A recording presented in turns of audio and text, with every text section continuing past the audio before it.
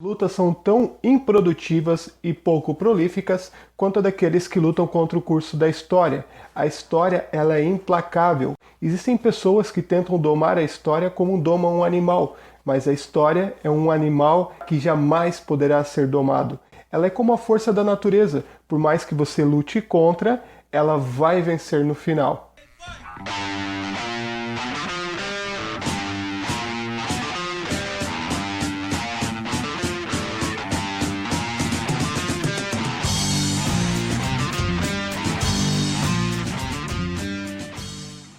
Às vezes a gente acha que as coisas elas sempre foram do jeito que nós conhecemos. Tem valores que eles não existem desde sempre. Existem coisas que parecem que são naturais, parece que sempre existiram, mas também são construções históricas. Ideias como incesto, monogamia ou patriarcado também são resultado desta construção histórica.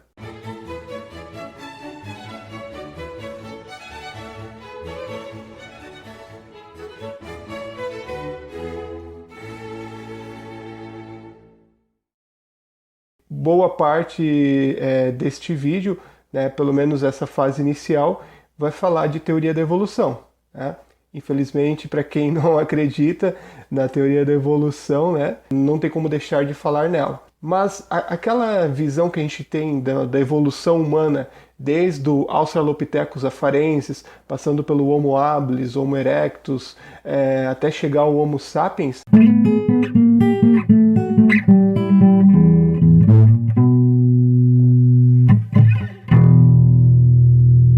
não foi bem assim que as coisas aconteceram. Dá a impressão que na hora que deixou de existir o Homo habilis, passou a existir o Homo erectus. Não, muitos desses homens primitivos, né, muitos desses nossos antepassados, eles coexistiram. O Homo erectus, ele surgiu enquanto ainda existiu o Homo habilis. Quando surgiu o Homo sapiens, ainda existia o Homo erectus. Mas o que mais nos interessa é o que aconteceu de 300 mil anos para cá. Pelo menos é o que mais interessa para este vídeo. Mais ou menos há 300 mil anos atrás surgiu a nossa espécie, surgiu o Homo sapiens. Surgiu no interior da África e por volta de 100 mil anos atrás o Homo sapiens iniciou o seu processo de ocupar outras regiões do mundo. Primeiro ocupou o Oriente Médio, depois uma parte migrou para a Europa, outra parte migrou para a Ásia, por fim chegou à Austrália, às ilhas da Oceania, e o último continente a ser ocupado pelos seres humanos, de acordo com os vestígios que foram encontrados, né, foi a América. Como é que se sabe que houve essa distribuição no planeta? Em outro vídeo eu falei já sobre a datação dos fósseis. Então, o que foi feito, na verdade, foi uma datação dos vestígios que foram sendo encontrados no mundo. Então, os vestígios mais antigos da existência humana estão na África e depois vêm os vestígios do Oriente Médio, da Europa, da Ásia e, por fim, os vestígios mais recentes foram encontrados na América. Essas transformações, elas dizem respeito a um período da história chamado de Paleolítico. No período Paleolítico, foi quando as sociedades humanas começaram a surgir, quando os seres humanos passaram a viver em grupos, né? Inclusive, boa parte do que eu vou falar a partir de agora estou baseando neste livro aqui, um livro de Friedrich Engels, A Origem da Família, da Propriedade Privada e do Estado. Mas daí você vai falar, o Engels não era aquele amigo do Marx, aquele comunista? Sim, ele era amigo do Marx. E daí? Tem que ser amigo de quem? Aliás, os dois eram grandes amigos, né?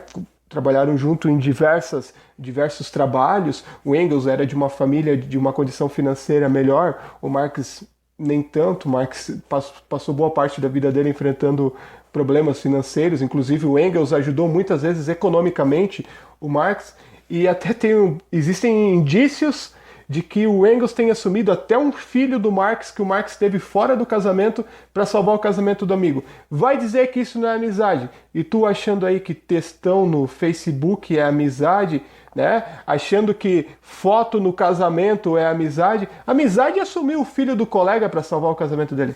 Tô brincando, tá? Então, o Engels, ele escreveu esse livro, é um livro do final do século XIX. Sei que muita coisa se transformou desde então, muitas coisas foram descobertas, muitas coisas do que estão neste livro já foram atualizadas, mas tem muitas coisas ainda que são extremamente relevantes, sobretudo no que quando ele fala na origem das primeiras sociedades humanas, dos modelos de casamento, no formato desses grupos.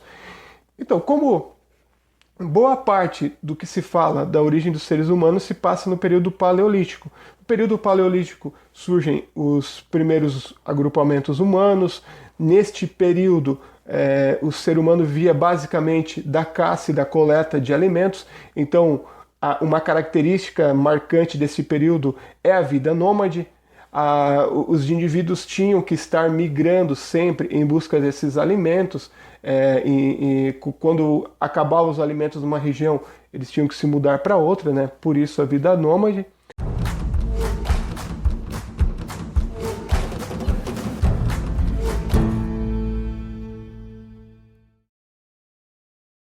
Por volta de 10 mil anos atrás, 10 a 12 mil anos atrás, houve uma transformação significativa.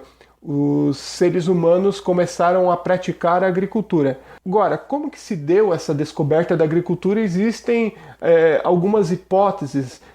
Vale lembrar que tudo o que acontece na pré-história se passa num período da história onde ainda não havia escrita. Então, a gente só se baseia nos vestígios e existem teorias sendo formadas. E uma delas para a descoberta da agricultura é que os indivíduos ficavam observando que o comportamento de algumas aves que depositavam uma semente e depois nascia uma planta ali, né? Então é uma hipótese para o surgimento da agricultura. Não se sabe ainda como que surgiu. Claro que é uma agricultura muito diferente do que a gente tem hoje, né?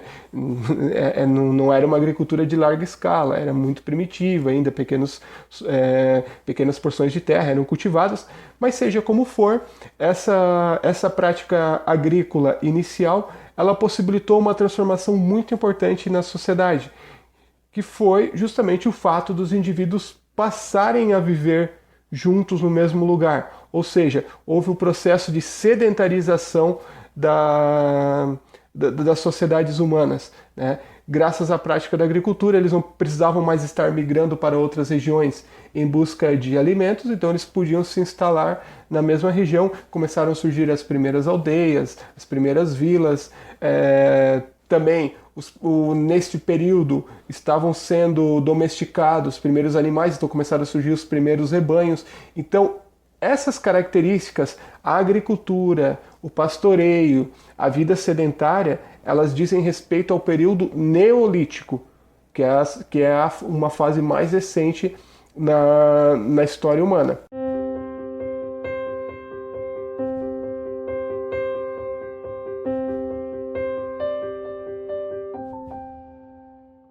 Uma coisa importante sobre esses primeiros núcleos humanos, eles eram basicamente formados por indivíduos da mesma família. Passavam a viver no mesmo lugar os chefes da família e os descendentes viviam juntos ali.